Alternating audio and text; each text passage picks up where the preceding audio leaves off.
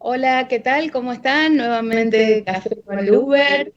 Encantada de verlos y de estar juntos nuevamente con todas las noticias, con toda la actualidad.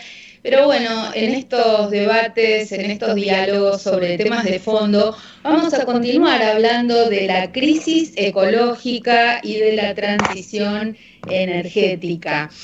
Y para esto hoy tenemos también 4 entrevistados de lujo. Han sido parte de este informe anual que hace la Fundación Ambiente y Recursos Naturales y queríamos profundizar con algunos de sus análisis porque obviamente nos provoca, nos convoca a hablar de temas de fondo en un momento en que a veces estamos tapados por las noticias de todos los días, graves noticias como que 1 millón de niños se van a dormir sin comer, pero muchas cosas están sucediendo en este modelo económico de mal desarrollo que genera injusticias sociales y además injusticias ambientales que tienen efectos sobre nuestras vidas, aunque a veces no lo veamos de manera tan rápida y directa.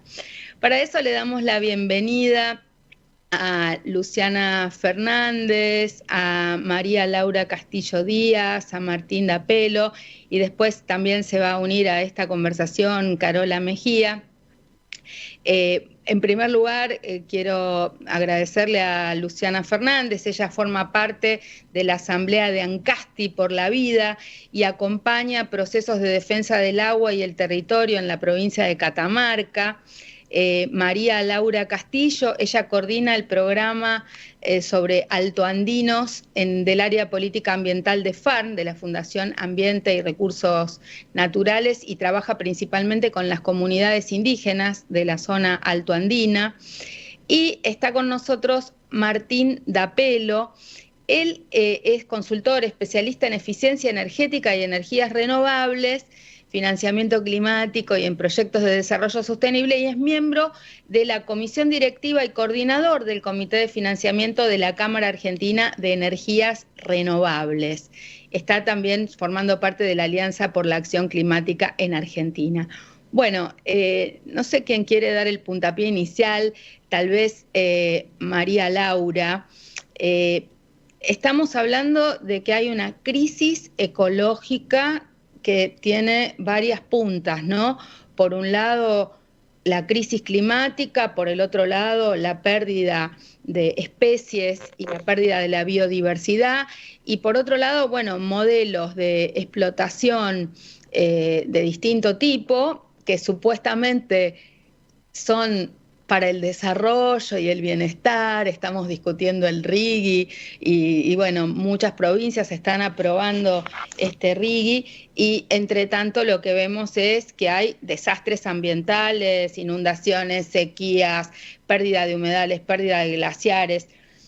¿Cuál es la visión y la perspectiva desde el trabajo que hace FAN y desde lo que vos haces?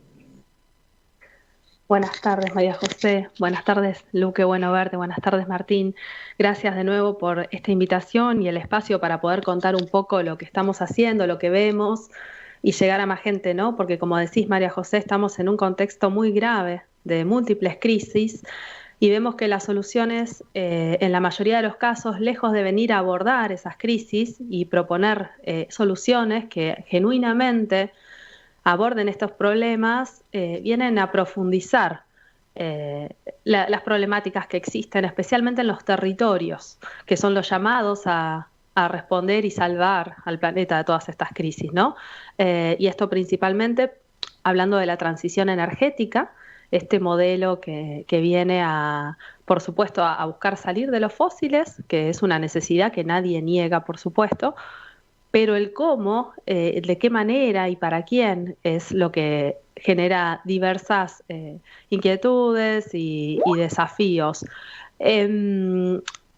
Vemos, por ejemplo, que en la última cumbre de cambio climático se ha llamado a triplicar las renovables para el año 2050, y todo eso genera más presiones para los territorios donde se extraen los minerales que están llamados a hacer la salvación de esta transición.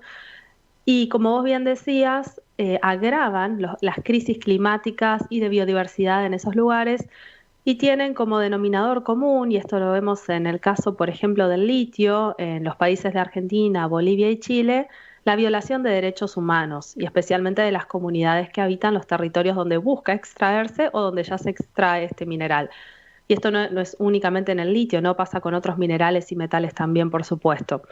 Entonces, bueno, en un primer lugar, llamar la atención sobre esto, sobre las soluciones y las falsas soluciones a las múltiples crisis que traen respuestas principalmente de países del norte global, que no se construyen colectivamente, mucho menos con la participación de la ciudadanía, como lo establecen las normativas internacionales y nacionales, mucho menos con la consulta a los pueblos indígenas y las comunidades campesinas, pero que además profundizan esas crisis. Y en un contexto nacional que está mirando únicamente propuestas económicas bajo ciertos paradigmas o modelos que en definitiva tampoco permiten integrar en las discusiones aristas sociales o ambientales en esos términos, y que en los términos económicos también son muy cuestionadas. Así que bueno, para no acaparar, dejo acá y en todo caso luego seguimos conversando. No, lo que quiero es preguntarle a Luciana Fernández, que ella está en una provincia esencialmente que vienen teniendo procesos de minería intensivos desde hace muchos años y que ha sido resistencia en muchas luchas de muchos colectivos. ¿Cómo es ahora la situación en esta provincia, sobre todo con la aprobación del RIGI? ¿Qué pasa en Catamarca en concreto y cuál es la lucha que ustedes desde la Asamblea están llevando adelante?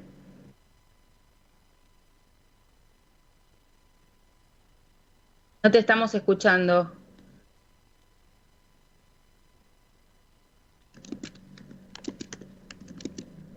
Ahí está. Perdón, estaba muteada.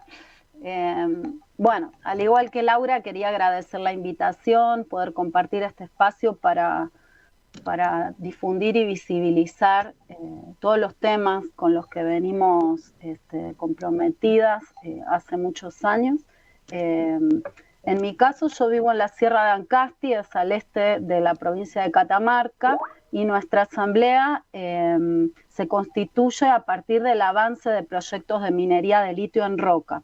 En la actualidad, estos proyectos todavía continúan de manera incipiente, pero este trabajo nos vinculó a comunidades en resistencia frente a proyectos de extracción de litio que ya tienen varias décadas, sobre todo en la Puna de Catamarca, más puntualmente en el Salar del Hombre Muerto, es el territorio que me tocó transitar, aunque también estamos vinculados con las asambleas territoriales de Fiambalá, que también vienen alertando sobre los peligros del avance de estos proyectos.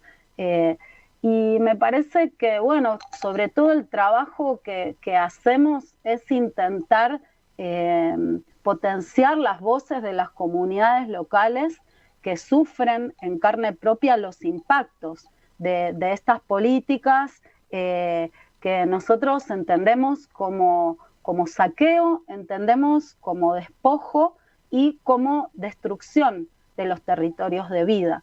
En Antofagasta de la Sierra, en el Salar del Hombre Muerto, tenemos una empresa hace prácticamente 30 años que está instalada extrayendo litio desde el año 98, y como consecuencia de esa extracción tenemos un río seco.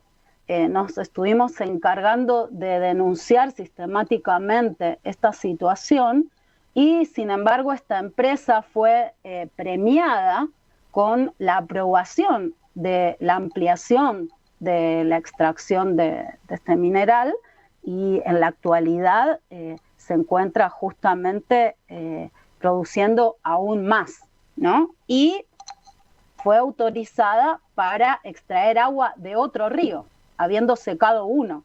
Entonces, lo que nosotros estamos atendiendo es al desastre que estas políticas están provocando en los territorios, y tratar de visibilizar esta situación para que en primer lugar se atienda a cuáles son las dimensiones de estas políticas y por otro lado se prevenga estos desastres en otros territorios que todavía no están sufriendo las consecuencias de estos proyectos de manera tan fuerte como está pasando hoy en el Salar del Hombre Muerto.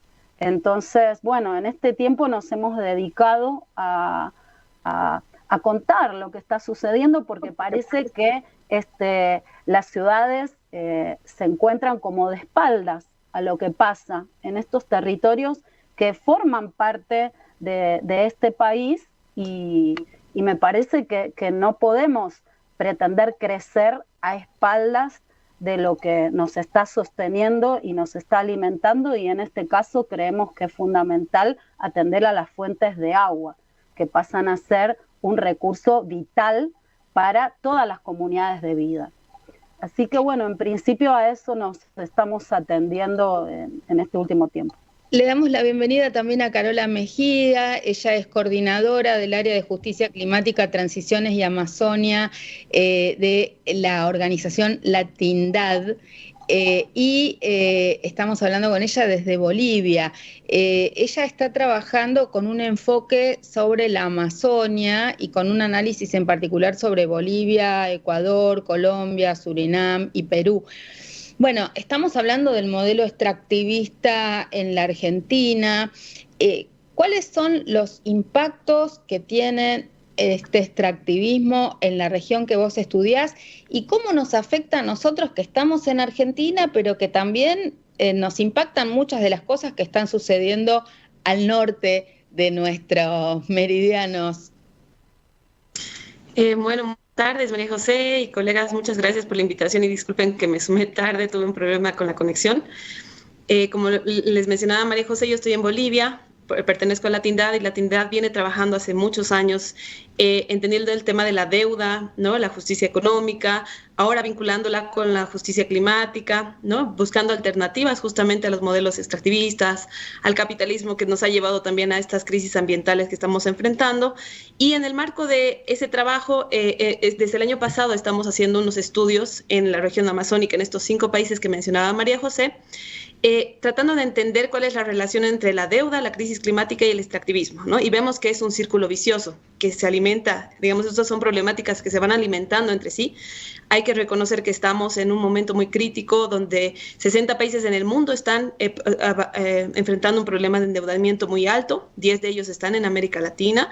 Las deudas altas ejercen mayor presión para que nuestros gobiernos sigan apostándole al extractivismo como la única forma que tienen para ganar estos recursos, digamos, ¿no? Estos dólares que necesitan para repagar sus deudas, para reducir sus déficits. Y vemos cómo la crisis climática también está sumando a toda esa presión, porque la crisis climática está ya teniendo impactos en nuestros países, ¿no? De manera desproporcionada. Nuestros países no son tan responsables de ocasionar la crisis climática, sin embargo, desproporcionadamente están recibiendo los impactos, ¿no? Y lamentablemente son los grupos más desprotegidos de la población, las comunidades, por ejemplo, en la Amazonía, los pueblos indígenas, ¿no? Las mujeres, los niños, las niñas, los ancianos, las familias pobres, las que más sufren de todos estos problemas. El extractivismo, que lamentablemente no hemos podido superar este tipo de modelo, está generando muchos conflictos, muchos impactos sociales, ambientales negativos, obviamente afecta y contamina el suelo, el agua, el aire, genera muchos conflictos en el territorio, despoja de territorio a poblaciones que de pronto estaban viviendo, digamos, en un lugar que de pronto desde los gobiernos y desde las multinacionales se percibe como un lugar con mucho potencial para sectores extractivos como los hidrocarburos, la minería, ¿no? La agroindustria, y se los va desplazando y se va generando mucho conflicto. En la región hemos visto que hay muchos defensoras de la naturaleza y de los derechos humanos que han estado sacrificando incluso sus vidas por enfrentarse a todas estas actividades extractivas que tienen tanto poder y que lamentablemente tampoco han resuelto los problemas estructurales de nuestros países, no nos han sacado de la pobreza, ¿no? Están generando cada vez más desigualdad, mayores impactos. Entonces vemos que es realmente como un círculo vicioso que solo está creciendo y que seguramente también se está replicando así en Argentina. Nosotros hicimos este análisis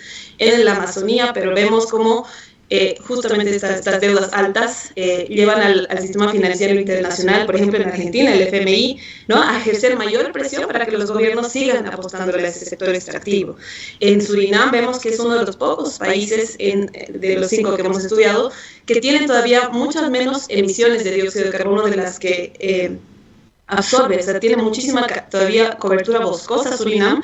Sin embargo, tenía una deuda muy alta y sus acreedores le han reestructurado esa deuda, pero o sea, con condicionamientos muy, muy severos, ¿no? El país ahora tiene que explotar sus recursos hidrocarburíferos offshore, su petróleo, y con esas ventas que va a hacer el petróleo, tiene que pagar regalías hasta el 2050 a esos acreedores. Entonces, se ponen condiciones muy injustas, ¿no? Y nunca vamos a superar el modelo extractivista si no resolvemos también estas desigualdades, si no se reforma el sistema financiero internacional, que nos lleva siempre a estar más endeudados y no estar resolviendo los problemas de nuestros países, ¿no? Sobre todo vinculado a la crisis climática. Hemos visto, por ejemplo, que el financiamiento que se da a nivel internacional para combatir la crisis climática incrementa los niveles de deuda, porque en América Latina el 81% son préstamos que tienen que ser repagados. Nuestros países en la región son considerados de renta media, entonces tienen muy limitada su acceso a financiamiento altamente concesional o en buenas condiciones. Entonces, son muchas injusticias que se están dando, ¿no? Y eso es lo que queríamos también compartir un poco con ustedes.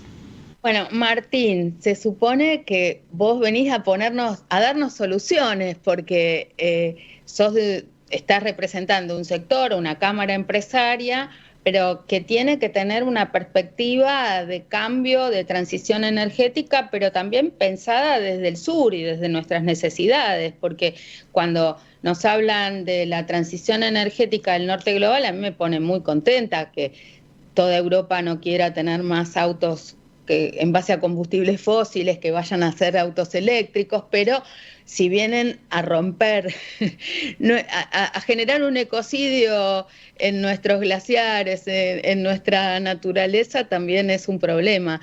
¿Cómo se para frente a la transición energética la Cámara de Energías Renovables desde Argentina, pensando en la potencialidad de nuestros bienes comunes, pero con una transición que sea útil para los propios argentinos y argentinas? Sí, perfecto. Bueno, gracias María José y bueno, gracias a las colegas, que coincido con todo lo que mencionaban. A ver, la transición energética, nosotros sabemos que a nivel mundial casi el 70% de las emisiones provienen de la generación y uso de energía, ¿no? Y en Argentina, según el último inventario de gases de efecto invernadero, es el 45%. Con lo cual es uno de los ejes, digamos, principales en los que hay que trabajar. Pero coincido plenamente en que tiene que ser en el contexto argentino, ¿no? O sea, yo he tenido la suerte de participar en las últimas 3 COPs y ver estas discusiones desde adentro.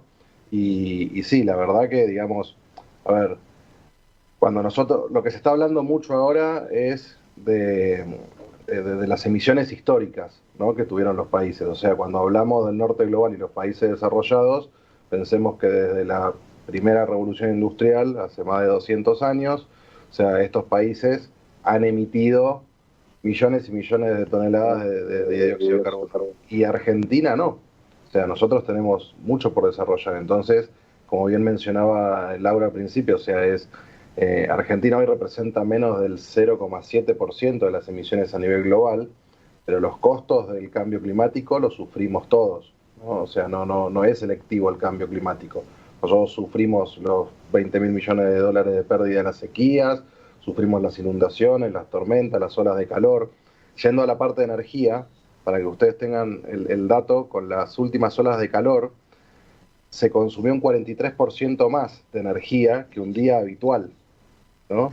Y salió un informe reciente de CAMESA que nos dice que el próximo verano, y seguramente los próximos 3 o 4 veranos, vamos a tener cortes de suministro por desabastecimiento. ¿Por qué? Porque ya estamos al límite, vamos a superar los 31.000 gigawatt hora, digamos, de demanda. Y estamos, o sea, megawatt hora de demanda, y estamos al límite. Y la infraestructura energética no es algo muy elástico que podamos resolver de un día para el otro. Y ahí lo relaciono con lo que dijo Carola. O sea, para resolver la infraestructura energética necesitamos miles de kilómetros de líneas de alta tensión, que hoy es el cuello de botella, que no tenemos. O sea, en el país no tenemos líneas de alta tensión disponibles. Así querramos poner plantas de energía renovable o plantas centrales térmicas o plantas nucleares, lo que querramos hacer, no tenemos cómo transportar esa energía. Esa inversión es millonaria, ¿no? Ronda entre 10.000 y 15.000 millones de dólares. Y después hay que hacer la generación.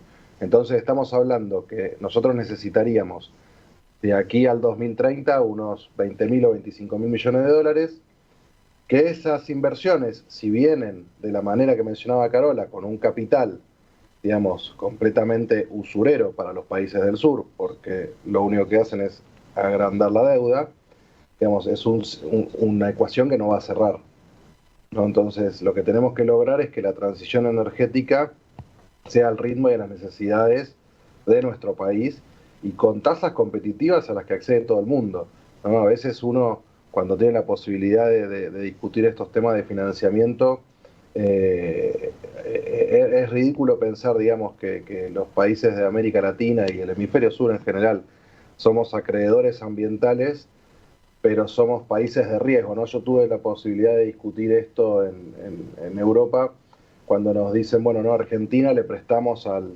16% porque es un país de riesgo. Entonces yo le digo, bueno, tenemos que cambiar el cristal con el que medimos el riesgo, porque ¿cuál es un país de riesgo? ¿Que tenemos cuestiones de la política doméstica? Sí, las tenemos. ¿Que tenemos cuestiones de inflación? Sí, las tenemos. Ahora, ¿somos nosotros los que destruimos los recursos naturales del planeta? No. Entonces, ¿quién es más riesgoso? ¿El que me está prestando la plata, que ya destruyó durante los últimos 200 años todos los recursos naturales, y encima nos está prestando la plata que a tasas de interés que nos endeuda más? Entonces, el gran desafío es, ya sabemos que las energías renovables reducen emisiones. O sea, por lo menos reducen, no son cero emisiones, sino que reducen a comparación de las que desplazan, de los hidrocarburos. Ya sabemos que son más baratas, ya sabemos que generan más empleo, hay informes, digamos, de Naciones Unidas sobre eso. El tema es cómo la financiamos. O sea, y después viene lo que mencionaba Luciana sobre el tema de la minería. A ver, la transición energética mundial no es viable sin los metales esenciales que tiene Latinoamérica, ¿no? Y principalmente el triángulo del litio, en lo que es Argentina y Chile, ¿no? Principalmente, no consideran tanto a Bolivia. Pero sin los recursos naturales de América Latina no es viable la transición energética mundial. Entonces ahí comparto lo que decía vos, María José, es, bueno, a qué ritmo la transición energética y qué sentido tiene, digamos, para aplicar a dónde, o si es para, digamos, que los países europeos tengan el Tesla eléctrico nada más. Yo te quiero preguntar, en este sentido, ha habido muchos ejercicios de escenarios energéticos alternativos. Cuando hablamos de transición energética, hay muchos interlocutores que tienen posiciones distintas de a qué ritmo debe ser esa transición, y en el caso argentino también, y en general me preocupa que el Estado no toma en cuenta los propios escenarios que desde la Secretaría de Energía ellos mismos pudieron tomar en cuenta, ¿no? Estamos como encorsetados en esta mirada de tratar de seguir con los hidrocarburos offshore, explotar el litio, pero además, ¿para dónde, para quién se va a beneficiar con eso? Porque no es que va a ser nuestra transición energética, es la transición energética del norte global sobre nuestras espaldas y sobre el ecocidio en nuestros territorios. Pero la Cámara, hoy los empresarios de las energías renovables en Argentina, ¿qué pueden hacer per se? Porque vos decís, bueno, hacen falta miles de kilómetros de líneas de alta tensión, pero yo pienso en una manera y en un modelo de producción alternativo en el cual se produzca localmente la energía, que se consume localmente y tal vez dejemos de tener miles de kilómetros Pero, a ver, pagar el transporte, que es un escándalo lo que pagamos de transporte de la energía, de una punta, es un disparate poner una mega represa hidroeléctrica en un punto del país para decir que vamos a hacer hasta la otra, o los oleoductos de miles de kilómetros, cuando en realidad se podría producir y consumir localmente en base a las energías renovables de cada lugar, ¿no? Las ventajas de las energías renovables es que justamente democratizan, porque podemos hablar de independencia energética porque están presentes en cada centímetro cuadrado del planeta. Digamos, a diferencia de un recurso como los hidrocarburos, que tengo que ir para la extracción a un punto determinado, yo en mi casa puedo tener paneles solares y tener energía solar, puedo tener energía eólica, si estoy cerca de un río puedo tener un mini aprovechamiento hidroeléctrico, si tengo recurso orgánico puedo tener biogás. Entonces todos contamos con recursos y la tecnología ya está disponible para que lo sea. Para nosotros desde la Cámara, una de las cuestiones que estamos trabajando es el desarrollo de informes para poner en discusión arriba de la mesa los números concretos, porque hay un punto donde, bueno, si este gobierno se rige por las reglas de mercado y no por, digamos, lo que fue el compromiso ambiental, bueno, las energías renovables son más baratas, ¿no? Entonces, o sea, si nos tenemos que regir netamente por el mercado, olvidémonos de lo ambiental. Si nos tenemos que regir por el mercado, las energías renovables son más baratas, generan más empleo, tienen más posibilidad de desarrollo de industria local. Hace poco tuve la posibilidad de ir a visitar la fábrica de paneles solares de San Juan, que la verdad, digamos, me sorprendió en lo que es la capacidad de producción, la maquinaria que tiene, va a entrar en producción ahora en diciembre. A ver, una instalación, yo les hablo desde la parte de energía solar, porque es a la energía que me dedico como especialista, pero hoy casi el 60% de un proyecto de energía solar es de industria nacional. O sea, solamente se están importando lo que son los paneles y los inversores, y en breve vamos a tener la posibilidad de usar paneles acá de industria nacional. Y a ver, y para trabajar en lo que es más allá de los grandes parques, porque cuando hablamos de energía, a ver, Argentina es un país que, si lo analizamos, estamos mal diseñados. O sea, es un país con muchísima extensión, con la concentración del 50% de la demanda energética en Capital y Gran Buenos Aires prácticamente, ¿no? Y después las grandes ciudades, como puede ser Rosario, Córdoba. Entonces, un país que es tan unitario desde la demanda energética, pues no es un país federal. Cuando uno mira, no sé, la matriz energética de Estados Unidos, o sea, ahí tiene distintos estados que todos consumen parejo energía. Argentina es muy desigual en ese sentido. Hay provincias que consumen el 1,5% de la energía. Entonces, con las tecnologías de los últimos 100 años, había que generar energía en el Chocón y traerla hasta Buenos Aires. Ahora, con la tecnología renovable, tenemos la posibilidad, por ejemplo, con la generación distribuida y la generación distribuida comunitaria, de tener en cualquier sitio y acercar las energías renovables a la vida cotidiana de las personas, que ese es el verdadero cambio de paradigma, ¿no? O sea, y las grandes plantas se van a necesitar igual por un tema de potencia, ya sea de cualquier tipo de tecnología. Entonces, pero el mecanismo tiene que ser, bueno, tratar de aprovechar el recurso a donde tiene la máxima eficiencia, y después sí, con la tecnología, llegar a los lugares, digamos, a donde hoy no se puede llegar. Hoy, si bien Argentina se dice que tiene una tasa de electrificación de entre el 98 y 99%, hay lugares del interior del país que prácticamente no tienen energía, o es muy mala la calidad de energía. Entonces ahí tenemos que aplicar las tecnologías renovables para tener una energía de calidad, porque donde hay energía hay desarrollo. Carola Mejía, vos que tenés una perspectiva regional, nos hablabas de la eterna deuda y el endeudamiento. Para salir de una crisis nos metemos en una crisis peor. Lo que nos preocupa es que cambian a veces los gobiernos en América Latina, algunos con un carácter más distribucionista, popular, otros con un carácter más pro mercado, pero en realidad el modelo extractivista sigue permanente y se profundiza. Parece que hubiera un pacto aún de quienes están en un lado y en el otro de la grieta o de las brechas políticas, para seguir adelante con este modelo. En el caso de la Amazonia, Lula hizo una declaración muy fuerte en la última COP y está sosteniendo la necesidad de acabar con el extractivismo, pero eso en concreto se ve en Colombia con Petro o con Lula en Brasil, distintas perspectivas. El discurso seguramente es distinto y por lo menos no hay negacionismo del cambio climático, pero ¿estamos viendo cambios reales en el modelo o es solo doble estándar o discurso? Sí, bueno, es un tema complejo, ¿no? A nivel político, tomar este tipo de decisiones, digamos, para un gobierno no son sencillas porque hay que hacer una transición que implica muchas cosas.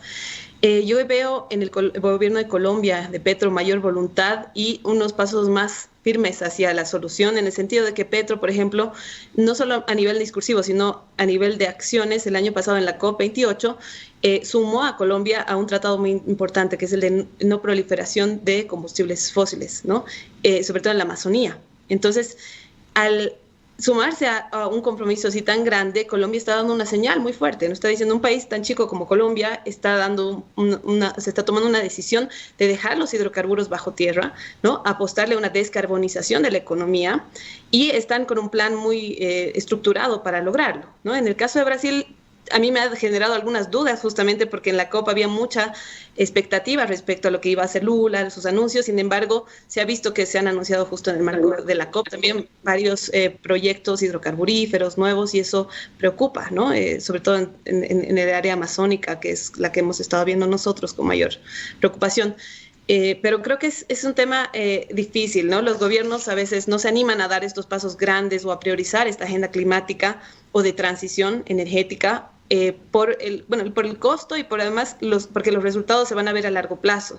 Y estos a veces son gobiernos cortoplacistas, ¿no? Quieren mostrar obras, quieren generar el ingreso rápidamente y por eso creo que no hemos logrado salir de esta lógica extractivista. Incluso el gobierno boliviano ha estado con algunos planes, por ejemplo, de hacer la transición energética, de priorizar la generación de energías renovables, pero con la misma visión extractivista de generar esa energía para exportarla y sustituir, digamos, lo que ahora es el gas para nosotros, nuestra principal fuente de ingreso, ¿no? Entonces, para esto ha apostado a enormes proyectos de mega hidroeléctricas, ¿no? A gran escala, y estos son los que generan muchos impactos sociales, ambientales también. Nosotros que criticamos las grandes hidroeléctricas, por ejemplo, que en muchos casos ha habido mucha oposición de los pueblos indígenas de la Amazonía a estos proyectos, que también ocurren en Brasil, ocurren en otros países. Y la idea, justamente, y como decía Martín, ¿no? El gran beneficio de estas energías renovables es que pueden dar esa autonomía, pueden ser generadas en el lugar, beneficiar a muchas comunidades que ahora no tienen ni siquiera acceso a energía eléctrica y que de sus territorios sale el gas, sale el petróleo que se está utilizando a nivel mundial para mover todo el sector energético. Entonces, es un tema de justicia, ¿no? Es un tema de hacer una transición justa, popular, inclusiva, y creo que digamos, hay pocos los gobiernos que tienen esa claridad y que están tratando de dar esas señales para avanzar en ese camino, ¿no? Luciana Fernández, en tu territorio, en Catamarca, ¿cuáles son las consecuencias palpables que viven las comunidades frente a el extractivismo y la explotación, digamos, sin miramientos de los bienes comunes de tu provincia? Y además, ¿qué pasa con la política, no? Porque hay distintos gobiernos o distintas fuerzas políticas, pero nadie pone en discusión el extractivismo en Catamarca. Es como si hubiera, no sé, como si fuera constitutivo de que esa provincia va a morir en el intento extractivo. Y por el otro lado, ¿qué pasa con los jóvenes? ¿Hay alguna reacción? ¿Las asambleas tienen masividad? ¿Hay como un rechazo popular? Pero ¿cómo siguen ganando los mismos gobiernos que llevan adelante los modelos extractivos? O sea, es una pregunta similar a la que le hacíamos a Carola para el plano internacional, pero ahora llevado a lo local, ¿no?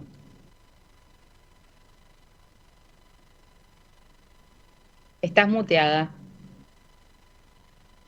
Otra vez, perdón. Es complejo porque estamos hablando de muchos temas a la vez, ¿no? Entonces, sí, podemos sumergirnos en la realidad de Catamarca, pero sin desatender que lo que sucede en Catamarca tiene que ver con una cuestión estructural que acontece a nivel planetario, ¿no? Y creo que se siente, por supuesto, mucho más fuertemente en los territorios del sur global, este orden que identificamos como extractivista o neoextractivista y que está vinculado fuertemente con el despojo neocolonial. Es una matriz que nos viene acompañando prácticamente desde el surgimiento de la Argentina. Entonces, no podemos fragmentar la realidad de lo que acontece en Catamarca de todo lo que está aconteciendo en los otros territorios. Dicho esto... Me refiero a que, a ver, se derrumban ciudades enteras en Catamarca, eso, no sé, o en Neuquén, hay efectos de la minería o del extractivismo en el envenenamiento de un río o en que se seque un río que probablemente en la gran ciudad yo no lo veo, no lo vivo. Algo le está pasando a la persona que vive ahí que la debe impactar de una manera muy distinta a, bueno, acá en Buenos Aires hay más lluvias, está el extractivismo urbano, pero no es lo mismo, el impacto directo en la comunidad, a eso me refería. No, totalmente creo que la diferencia de estar viendo de frente el despojo en los territorios hace que muchas personas dimensionen de manera distinta el problema con el que nos estamos enfrentando hoy. Porque de alguna manera la contaminación que genera Minera Lumbrera en el Cerro Aconquija, y toda la contaminación que viene generando hace 20 años, fluye hacia el río en Tucumán, en Santiago del Estero, el río Paraná y termina en Buenos Aires. Así como que se sequen los ríos en los humedales altoandinos, que es todo el sector de salares que identificamos en la puna, tanto catamarqueña como salteña y jujeña, nosotros creemos que eso genera un impacto regional, más allá de que los estudios son totalmente incipientes, pero creemos que así como genera un efecto en nuestras vidas, la deforestación en la Amazonía, o en nuestras selvas o nuestros montes, también genera un impacto regional que se sequen los ríos en los humedales altoandinos. Y claro, por supuesto que cuando uno está viendo de frente esa realidad puede dimensionar de otra manera lo que está sucediendo, sino como que a veces posiblemente se vive como en una burbuja y se piensa que eso no es tan grave como en realidad es, ¿no? Y bueno, sí, realmente creo que es sumamente grave vivir en estos territorios en conflicto porque es casi como un estado de guerra solapado. Las personas viven con miedo, viven perseguidas, son despojadas de sus territorios, son reubicadas muchas veces y creo que hay mucho temor permanente y hay un aparato muy grande de parte del gobierno como para garantizar continuar en el poder y seguir avanzando con todos los negocios que están llevando adelante. En este momento, en el Salar del Hombre Muerto y todo el trabajo que venimos haciendo para visibilizar el impacto de esta empresa, del Río Seco, etcétera, etcétera, por un lado, bueno, ha sido significativo para que la opinión pública tenga conocimiento de esto, pero por el otro lado han sido todos los salares de Antofagasta en este momento están siendo impactados por proyectos de litio. O sea, esto no ha frenado, sino todo lo contrario. En este momento tenemos una avanzada de proyectos extractivos que es difícil de transmitir lo que significa para las personas convivir con eso. Yo he compartido mesas de diálogo con compañeras de distintos territorios como Fiambalá, y hay mucho dolor, mucho sufrimiento, porque es pérdida de trabajo, pérdida de las economías regionales, gente que tiene que dejar sus casas, sus entornos de vida. Entonces, y ni hablar de las enfermedades con las que conviven muchas comunidades, y también con esta persecución permanente, discriminación, pérdida de trabajo por persecución ideológica y política. Realmente hay un estado de violencia latente, y bueno, y que se ha incrementado enormemente en estos últimos meses. Así que hay mucha preocupación, y por supuesto todos estos espacios que sirvan para visibilizar lo que está pasando, y en este momento pedir conciencia y generar alianzas para protegernos, porque como pueblos creemos que estamos en peligro.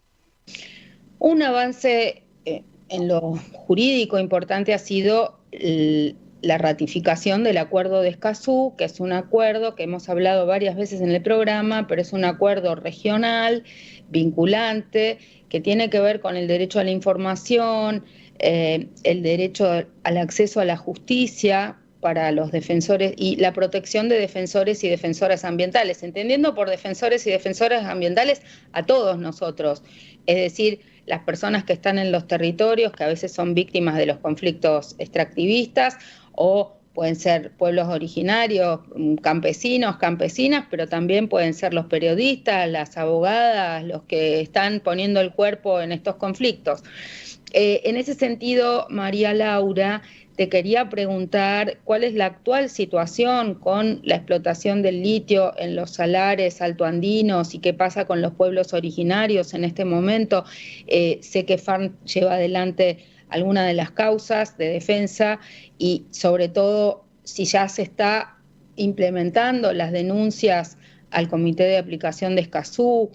¿Está teniendo alguna repercusión que tengamos este tratado o en Jujuy todo sigue igual? La escuchaba Luciana y la verdad que en todos los territorios donde la minería de litio está avanzando vivimos situaciones muy, muy complicadas de cada vez más persecución y cada vez más avasallamiento de derechos. Es cierto que tenemos este acuerdo que tiene esta figura tan importante que es la de las personas defensoras de los asuntos ambientales, pero la realidad es que en provincias como Jujuy, sobre todo desde el año pasado, hay una avanzada también muy grande en modificación de normas para hacer más regresivos los derechos. Es decir, desde principios de 2023, Jujuy sancionó un decreto para emitir permisos para minería de litio, que ya directamente va a contramano de todos los mandatos de los tratados internacionales, como el convenio 169 de la OIT, que establece el proceso de consulta libre, previa e informada, ratificado por nuestro país. Por citar un ejemplo, sabemos que ese convenio asegura el derecho de los pueblos a ser consultados antes de una decisión que los pueda afectar. Este decreto, sin embargo, viene a establecer que con un único encuentro está por satisfecho ese requisito de reunión y no hay más que hacer para poder avanzar en el permiso administrativo para obtener la autorización para empezar a explorar o explotar litio. O sea, es una situación muy alarmante, porque lo que está ocurriendo es que las empresas van a un encuentro que ni siquiera en algunos casos es una asamblea de las comunidades, y ya van y por haberse reunido con ellas y hablarles de que existe un proyecto, van a la autoridad minera a decir yo ya cumplí con el requisito, prosiga el trámite. Entonces, la verdad es que las comunidades están muy preocupadas en muchos casos, porque si antes no se cumplía con la consulta, ahora menos, porque hay una norma local que legitima que las empresas actúen de esa manera. Es decir, ahora ya no estamos frente a un Estado ausente, sino que estamos frente a un Estado que avala estas ilegalidades, sancionando normas que habilitan hacer ese tipo de mecanismos. Y eso culminó, como vos conocés bien, María José, con la reforma constitucional de la provincia de Jujuy. Entonces todo esto levantó muchos problemas en la provincia porque hubo mucha protesta, hay una cantidad enorme de casos judicializando ante los tribunales esta vulneración de derechos, pero la verdad es que ninguno de los preceptos del Acuerdo de Escazú, que tiene una jerarquía supralegal, entonces la provincia debiera respetar todos sus mandatos, bueno, eso no se está cumpliendo, no hay derecho de acceso a la información, no hay derecho a la justicia, no hay participación en la toma de decisiones, no hay consulta libre, previa e informada tampoco, si bien el Acuerdo de Escazú no es el que regula la consulta, sí dice que los estados tienen que cumplir con sus obligaciones en materia de derecho de los pueblos indígenas, y eso tampoco se está cumpliendo. Entonces, vemos también como novedad que hoy hay empresas petroleras llegando a los territorios que antes no eran, o sea, no son solo las mineras tradicionales, sino que ahora son las petroleras llegando a los territorios también, y nos preocupa el RIGI porque vemos que es un régimen que no solo avala a las empresas, sino que hay que ver cómo se implementa, pero puede terminar dando más estabilidad fiscal todavía a las empresas mineras que ya de por sí tienen múltiples beneficios en territorios donde encima los derechos cada vez son más flexibilizados o directamente eliminados. Entonces, bueno, hay una gran preocupación sobre cómo avanza esta actividad, porque como bien vienen planteando, ¿no? Comparto lo que vienen diciendo, que estos impactos no son solo a nivel local. Estamos hablando de ecosistemas que son clave para la adaptación al cambio climático, porque son zonas de gran aridez donde el agua es escasa, donde ya se ven, aún en algunos casos sin minería de litio, porque por ejemplo Salinas Grandes y Laguna de Guayatayoc, esa cuenca hasta ahora no había ingresado la minería de litio, pero ahora recientemente ya hay una empresa que entró y empezó a operar, y las comunidades ya vienen denunciando los impactos del cambio climático. No solo la afectación a la disponibilidad de lluvia, sino también cuándo llueve, cuánta cantidad, eso también altera todo el equilibrio del ecosistema, y la minería de litio es minería de agua. Entonces, hay una gran preocupación, como decía Luciana, por el agua. Si vamos a hablar de justicia ambiental, ¿de qué justicia ambiental nos hablan en el nombre de la transición si dejan sin agua a comunidades que ya de por sí tienen una gran dificultad en acceder al agua? Y donde ya ven y viven los impactos del cambio climático con sequías cada vez más prolongadas, con cambios en los patrones de lluvias, donde, por poner un ejemplo, pasó el verano pasado, los animales estaban a la vera de la ruta porque arriba ya no había pasto porque no llovía. Entonces las comunidades no podían hacer queso, que viven de vender queso algunas. Por decir, digamos, yendo a ejemplos muy, muy concretos, ¿no? De cosas que están pasando y ya se ven. Y eso sin minería. Imaginemos ahora que además, algo que nosotros siempre reclamamos es que se hagan los estudios de impacto ambiental de forma adecuada. Hoy no tenemos una línea de base sólida, es decir, hoy no sabemos la foto actual de cómo es ese ecosistema a nivel hidrogeológico, cómo funciona y cómo le impacta el cambio climático y cómo le va a impactar una actividad como esta. Hoy no hay información sobre cómo es y cómo funciona. Entonces, muy poco podemos saber de cuánto eso se va a impactar. De hecho, en Catamarca, hace unos meses salió un fallo del Superior Tribunal de la provincia suspendiendo nuevas autorizaciones hasta que haya una línea de base, un estudio de impacto ambiental integral. O sea, se está admitiendo que esa información falta. Entonces no podemos no podemos conocer cuál va a ser el impacto si no sabemos cómo es hoy algo. Y no sabemos cómo se va a afectar la biodiversidad ni las contribuciones que brindan, incluso como secuestradores de dióxido de carbono, que también es otra de las funciones que tienen de mitigación ante el cambio climático. Sí, discúlpame, María José. Lo que estás diciendo y de lo que decía recién Luciana, tiene que ver también con lo que Martín criticaba, decía, bueno, es un país mal planificado, con una gran concentración urbana, pero eso se va a seguir agudizando, porque si alguien se queda sin el agua con la que hacía el queso, más allá de poder pelear con la empresa extractivista, lo que va a terminar haciendo es ese señor se va a vivir a la capital de su provincia y después de ahí, si no consigue trabajo, se va a terminar viniendo al conurbano bonaerense en búsqueda de algún destino. Y eso se sigue acentuando. Y no hay un relevamiento de los migrantes internos dentro de las provincias y a nivel nacional que están originados en estos conflictos climáticos, pero climáticos, ambientales, extractivistas. Estamos ya casi pasándonos de la hora. Carola, ¿cómo nos preparamos para la COP de biodiversidad y para la COP 25? O sea, tenemos dos COP que van a tener lugar en dos cumbres de dos acuerdos muy importantes, la de biodiversidad que va a tener lugar en Colombia, la reunión de los estados partes número 16, y después el año que viene vamos a tener una cumbre en Brasil de cambio climático, que también seguramente el sur global se prepara con potencia para estas dos cumbres, mucho más fácil de estar presentes y de que haya una movilización popular reclamando justicia ecológica y social. Sí, como mencionas, en octubre vamos a estar reunidos en Cali en la COP16 y ya se está trabajando mucho, se está llevando muchas demandas, pero también propuestas desde la sociedad civil, los movimientos sociales, organizados que han ido, digamos, discutiendo y debatiendo la urgencia de nuevos modelos más justos, más sostenibles, ¿no? Y justamente por eso nosotros, por ejemplo, hemos participado en lo que ha sido el FOSPA, el Foro Social Panamazónico, de donde se va a llevar una declaración muy fuerte con las voces de los pueblos indígenas de la Amazonía. Estamos vinculando el proceso de la COP16 como un foro social mundial de economías transformadoras, donde queremos debatir y discutir alternativas económicas al extractivismo, al capitalismo, que nos está llevando, digamos, a este punto de no retorno vinculado a la crisis climática.